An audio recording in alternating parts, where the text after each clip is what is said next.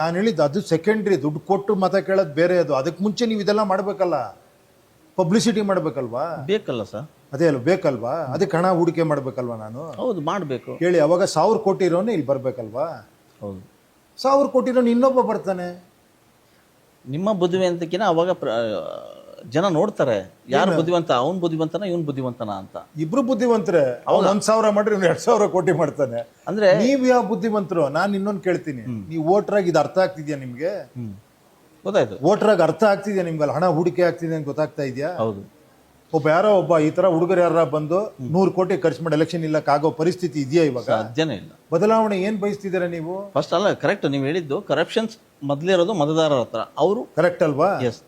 ಯಾರು ಚೇಂಜ್ ಆಗ್ಬೇಕಿರೋದು? ನಾನು ಬದಲಾವಣೆ ಬಯಸ್ತೀನಿ, ನಾನು ಸ್ವಲ್ಪ ಬದಲಾಗ್ಬೇಕಲ್ವಾ? ಆಗ್ಬೇಕೋ ಬೇಡವೋ ಅದ್ ಹೇಳಿ ಸರ್. ಆಗ್ಬೇಕು, ಆದ್ರೆ ಈ ವ್ಯವಸ್ಥೆ ಬದಲಾಗೋದು ಹೇಗೆ ಸರ್? ಹಿಂಗೆ ಸ್ವಾಮಿ, ವೋಟರ್ಸ್ ಬದಲಾಗ್ಬೇಕಿಲ್ಲ. ಎಷ್ಟು ವರ್ಷ? ಒಳ್ಳೆ ಕತೆ. ನೀವು ನಾಳೆ ಬದಲಾಗ್ಬೋದು. ನೀವು ಒಪ್ಕೊಂತಾನೆ ಇಲ್ಲ, ಬದಲಾಗಿ ನೀವು ರೆಡಿ ಇಲ್ಲ ಅಂತೀರಾ.